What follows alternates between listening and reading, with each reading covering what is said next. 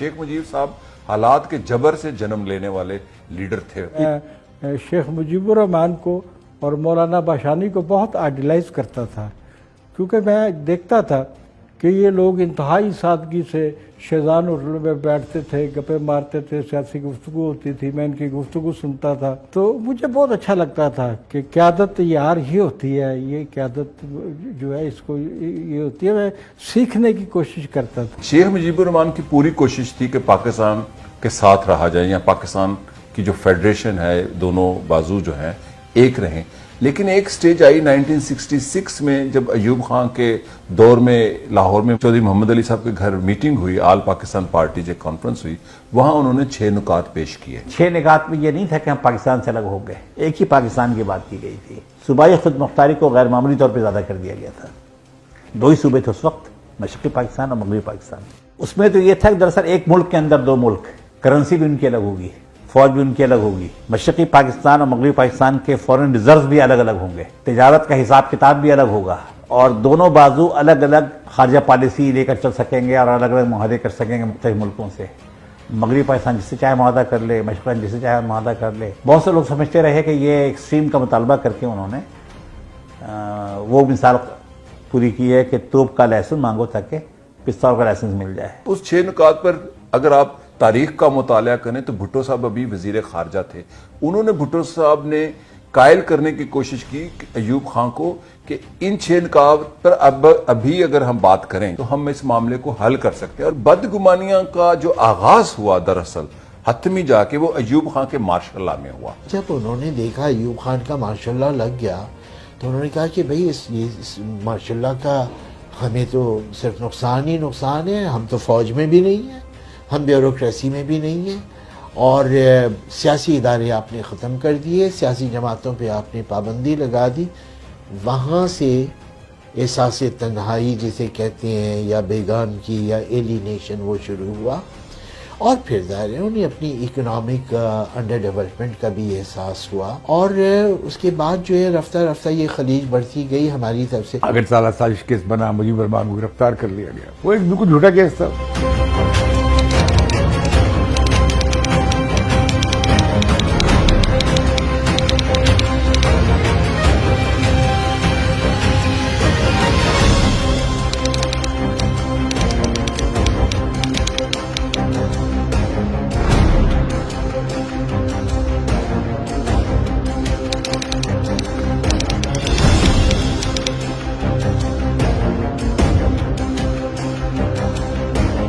एक कंस्पिरेसी हुई है, अगरतला के मुकाम पे कुछ लोग मिले हैं और उन्होंने फैसला किया कि पाकिस्तान को तोड़ना है।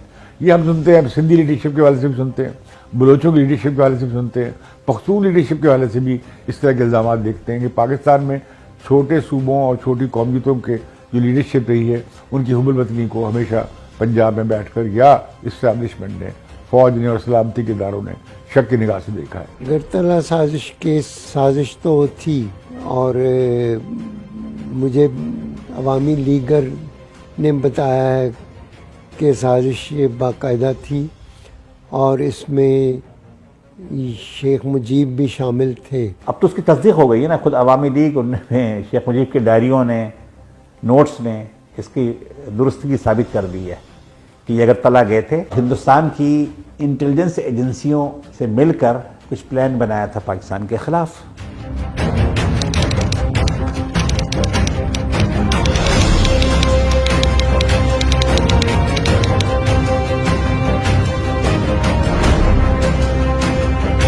देखिए, शेख मुजीब की जो इसके इर्द गिर्द थे ना, ताजुद्दीन, कमरुज़्ज़मान, ये वो एक्सेट्रा, ये बड़े प्रो इंडियन थे और ये इनको इंडियन डिक्टेट करते थे कि भाई आप अलग करें, तो अलग हो। आई थिंक एक टाइम था जो उसने सोचा होगा, लेकिन एक दफ़ा वो इलेक्ट हो गया ना, तो आई थिंक उसको प्राइम मिनिस्टर ऑफ पाकिस्तान बेहतर नज़र आता था शेख मुजीब को, rather than prime minister of Bangladesh. ठीक है, लेकिन मार्च की जो चीज़ें होनी शुरू हुई ना, आई थिंक जिस तरह भैया खान के कंट्रोल चली गई, शेख मुजीब की भी कंट्रोल चली गई। 3 को इजलास होना था, 3 मार्च को।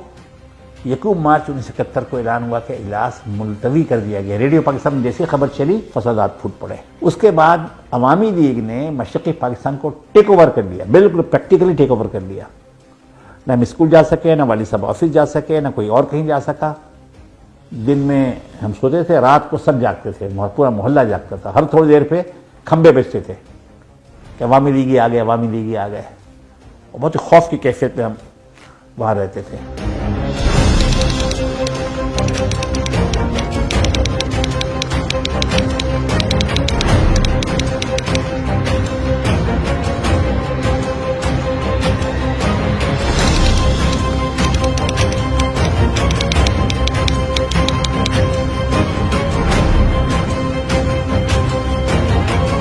میری بہن کی جو شادی ہوئی تھی وہ شیخ مجیب کے کزن سے ہوئی تھی. تو جنرل یحییٰ کو یہ بات پتہ تھا کہ انہوں نے بولا کہ مجھے میسیج کنوے کیا تھا 2-3 دفعہ. جو فائنل میسیج کنوے کیا تھا نا جی، وہ 5 مارچ کو 1971. پھر میں گیا دھان منڈی روڈ نمبر 32 میں ان کا گھر تھا شیخ مجیب کا. میں نے جا کے میسیج ان کا کنوے کیا. تو انہوں نے جنرل یحییٰ نے ان کو بولا تھا کہ دیکھیں آپ تو پرائم منسٹر بننے والے ہیں پاکستان. تو یہ اگر آپ پرسوں 7 مارچ کو بنگلہ دیش ڈکلیئر کر دیں گے تو ہم پھر کدھر جائیں گے؟ پھر میرے پاس ایک ہی راستہ ہے، پھر میں وہی کچھ کروں گا کہ آپ کو میں حراست میں لوں اور آپ کو میں ٹرائی کروں ایز اے ٹریٹر. کیونکہ آپ نے اگر بنگلہ دیش اناؤنس کر دیا پھر میرے پاس کوئی راستہ نہیں. میں آ رہا ہوں ڈھاکہ، اور میں ڈھاکہ آ کے آپ سے ہر چیز پر بات کروں گا. شیخ مجیب کا یہ خیال تھا کہ یہ ٹائم گین کر رہے ہیں فوج کو یہاں منتقل کرنے کے لیے، ہمیں الجھا رہے ہیں مذاکرات میں. پیپلز پارٹی کے مذاکرات تھے ان سے. میرا نہیں خیال کہ یحییٰ خان سیریس تھے یا بھٹو صاحب سیریس تھے. تو میں سمجھتا ہوں کہ مذاکرات کا ڈرامہ تھا سارا. ہم کبھی بھی سنسیئر نہیں تھے اپنی اس پاپولیشن کے ساتھ جس کو مشرقی پاکستان کہتے ہیں. یہ میں نے ان کو جب کنوے کیا تو شیخ مجیب وہ سنتے رہے میرا. تو بنگالی میں مجھے چاند بابا کہ چل یحییٰ سیریس نہ کی کہ ہمیں আমাদের کے ٹریٹر ڈکلیئر کر دیں. تو میں ہاں سیریس آسے سے. تو بولتا اچھا تو تم کے آرڈر دیبے کہ ہم کے میرے پھیلبے، تمہیں ہم کے میرے پھیلبے. اس نے بولا کہ اگر تمہیں یہ جنرل یحییٰ یہ تمہیں اگر آرڈر دیتا ہے تمہیں جو مار دو تو تم مجھے مار دو گے. تو میں نے وہ غلطی کی کہ مجھے کرنا نہیں چاہیے تھا. تو میں نے بولا ہاں. اور میں سچ بتاتا ہوں کہ مجھے اس امیجیٹلی یہ بات لگی کہ میں غلطی کر لیا ہوں بہت بڑا. شیخ مجیب مجھے دیکھتا رہا، کچھ نہیں بولا، اٹھ کے چلا. یہ میں آخری دفعہ اس کو میں نے شیخ مجیب کو دیکھا.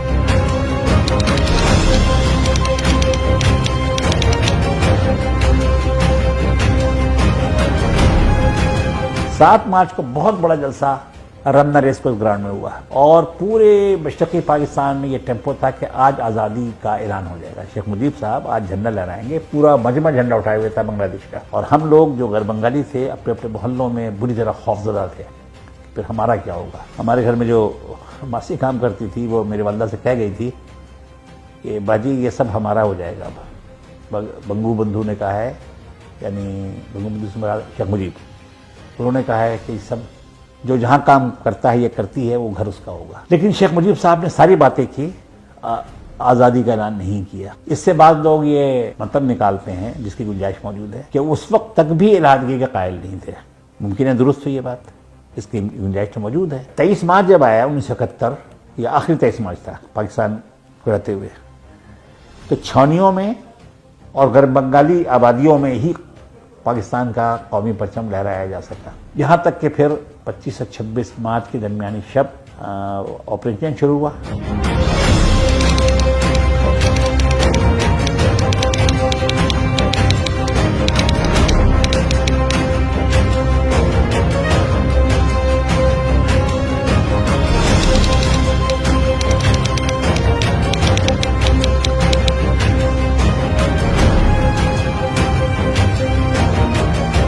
یہ بیان آن ریکارڈ موجود ہے بھٹو صاحب کا کہ ہمارے درمیان 6 میں سے 5.5 نکات پر اتفاق ہو گیا، یعنی عدم نقطہ باقی تھا. اس کے بعد تو کوئی ٹک نہیں تھی اس کارروائی کی.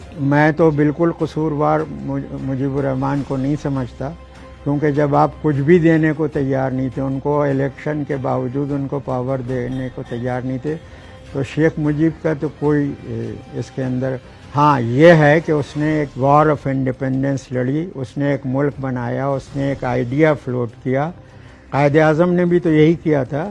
اب یہ یہاں پہ بہت ساری بحث تھی کہ جی انہوں نے ہندوستان کی مدد لی. کوئی ایسی آزادی کی تحریک جو آرمڈ اسٹرگل ہو وہ بغیر فارن اسسٹنس کے کامیاب نہیں ہوئی. میں نے آپ کو نہیں کہا کہ وہ ولن تھا یا ہیرو تھا، میں نے آپ کو کہا کہ ان کی جماعت اکثریت میں تھی. ان کی آبادی کا تناسب دیکھیے، مغربی پاکستان کی آبادی کا تناسب دیکھیے، ان کے ووٹوں کا اور ان کی سیٹوں کا تناسب دیکھیے اور یہاں کا تناسب دیکھیے، تو آپ ان کو منظر سے ہٹاتے ہیں اور دوسرے آدمی کو لے آتے ہیں.